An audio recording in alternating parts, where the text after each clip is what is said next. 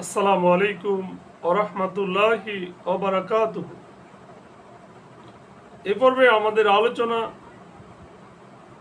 সূরা ইয়াসিনের চতুর্থ রুকুর দ্বিতীয় পর্ব, আয়াত 51 থেকে 67। আলহামদুলিল্লাহ ওয়াসসালাতু ওয়াসসালাম আলা রাসূলিল্লাহ ওয়া আলা আলিহি ওয়া সাহবিহি আজমাইন, আম্মা বাদ। আউযু বিল্লাহি মিনাশ শাইতানির রাজীম।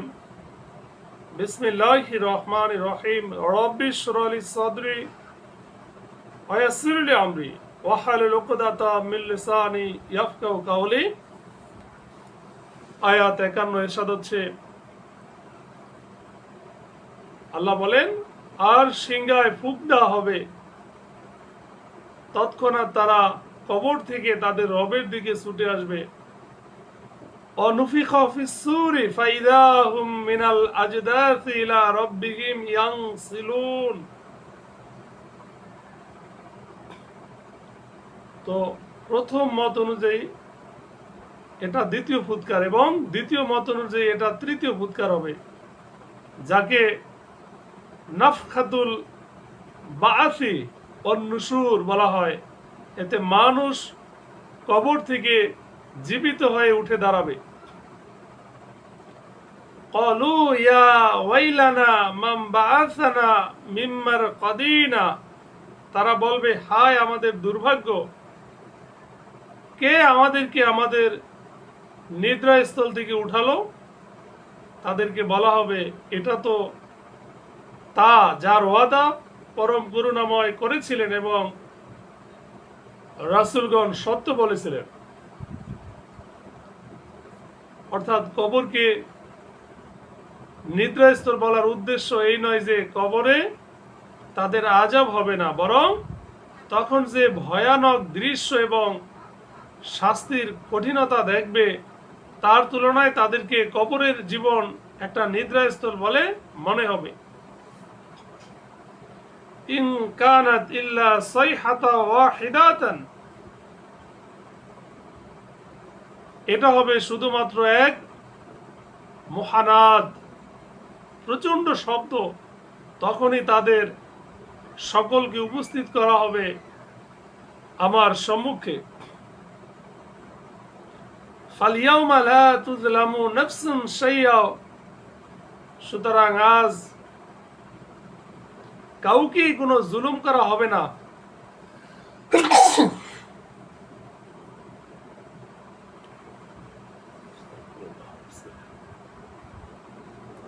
কারো প্রতি বিন্দু পরিমাণও জুলুম করা হবে না, এবং তোমরা যা আমল করেছিলে শুধু তারই প্রতিদান তোমাদের দেওয়া হবে। ইন্না আসহাবাল জান্নাতিল ইয়াওমা ফি শুগুলিন ফাকিহুন। নিশ্চয়ই জান্নাতবাসীরা আজ আনন্দে মশগুল থাকবে।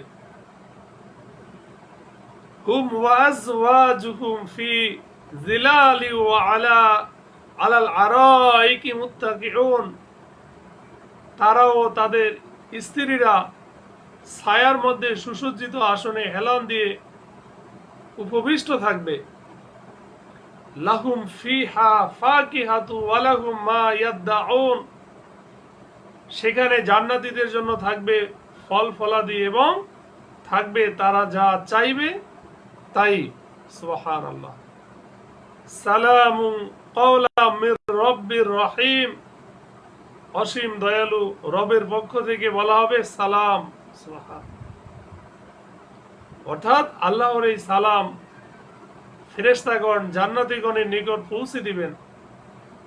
তাফসীরকারকরা বলেন যে আল্লাহ তাআলা নিজে সরাসরি তাদেরকে সালাম দিয়ে সম্মানিত করবেন। আল্লাহু ওয়ামতাজুল ইয়াউমা আইয়ুহাল মুজরিমুন। আর বলা হবে, হে অপরাধীরা, আজ তোমরা পৃথক হয়ে যাও। অর্থাৎ মুমিনদের থেকে আলাদা হয়ে দাঁড়াও। হাসরের ময়দানে মুমিন ও অনুগত এবং কাফের ও অবাধ্যকে আলাদা আলাদা করে দেওয়া হবে। সেদিন মানুষ দুই দলে বিভক্ত হয়ে যাবে। আলাম আহাদ ইলাইকুম ইয়া বানি আদম, আল্লাহ বলবেন, হে বনি আদম, আমি কি তোমাদেরকে এই মর্মে নির্দেশ দেইনি যে তোমরা শয়তানের উপাসনা করো না? নিঃসন্দেহে সে তোমাদের প্রকাশ্য শত্রু।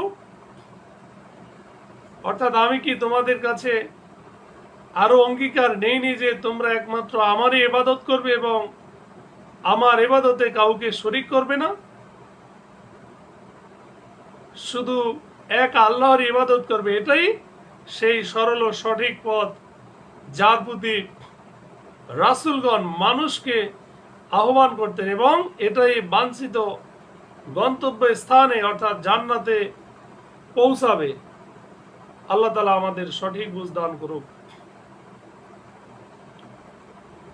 আয়াত 61,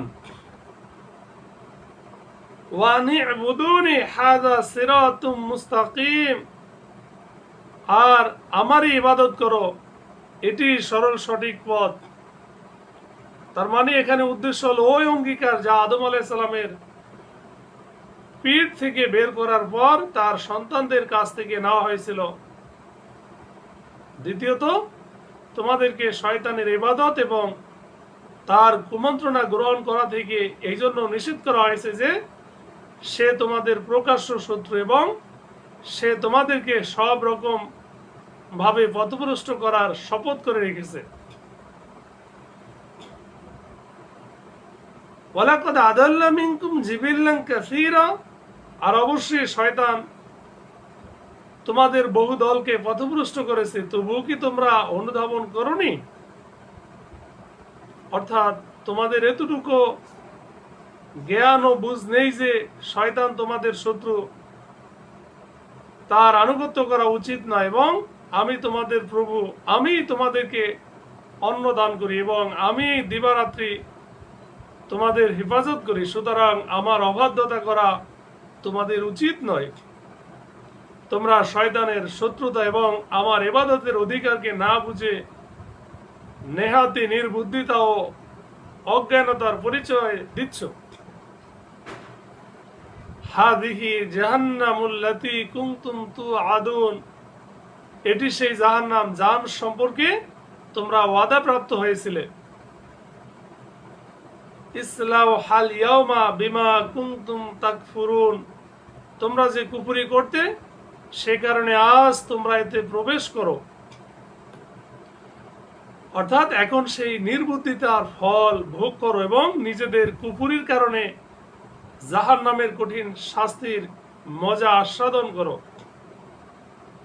আল ইয়াউমা নাখতিমু আলা আফওয়াহিহিম, আজ আমি তাদের মুখে মোহর মেরে দেব এবং তাদের হাত আমার সাথে কথা বলবে ও তাদের পা সে সম্পর্কে সাক্ষ্য দিবে যা তারা অর্জন করত। তো এই মোহর লাগানোর প্রয়োজন এই জন্য হবে যে কিয়ামতের দিন প্রথম দিকে মুশরিকরা মিথ্যা বলবে এবং বলবে ওয়াল্লাহি রব্বিনা মা কুন্না মুশরিকিন, অর্থাৎ ওই আল্লাহর শপথ যিনি আমাদের প্রভু, আমরা মুশরিক ছিলাম না। সুতরাং আল্লাহ তাআলা তাদের মুখে মোহর লাগিয়ে দিবেন, ফলে তারা কথা বলার শক্তি থেকে বঞ্চিত হয়ে যাবে। তবে আল্লাহ তাআলা মানুষের শরীরের অন্য অঙ্গকে কথা বলার শক্তি প্রদান করবেন। সুতরাং হাত বলবে আমার দ্বারা সে এই এই কর্ম করেছিল এবং পা তার সাক্ষী দেবে। ঠিক এইভাবে শেখার ও সাক্ষী উভয় পর্যায়ে পার হয়ে যাবে। এছাড়া কথা বলতে সক্ষম বস্তুর মোকাবেলায় কথা বলতে অক্ষম বস্তুর কথা বলে সাক্ষ্য দেওয়া দলিল ও প্রমাণ হিসেবে অধিক প্রভাবশালী হয়, যেহেতু তাতে অলৌকিক বিষয় পাওয়া যায়। আয়াত 66, ওয়ালাউ নাশাউ লাতামাসনা আলা আয়ুনিহিম, আল্লাহ বলেন আর যদি আমি চাইতাম তবে তাদের চোখ সমূহ অন্ধ করে দিতাম, তখন এরা পথের অন্বেষণে দৌড়ালে কি করে দেখতে পেত? অর্থাৎ দৃষ্টিশক্তি থেকে বঞ্চিত করার পর তারা কিভাবে পথ দেখত? কিন্তু এটা তো আমার সহনশীলতা ও দয়া যে আমি তা করিনি। ওয়ালাউ নাশাউ লামাসাখনাহুম আলা মাকানাতিহিম, আর আমি যদি চাইতাম তবে তাদের স্ব স্ব স্থানে তাদেরকে বিকৃত করে দিতাম, ফলে তারা সামনেও এগিয়ে যেতে পারতো না এবং পেছনেও ফিরে আসতে পারতো না।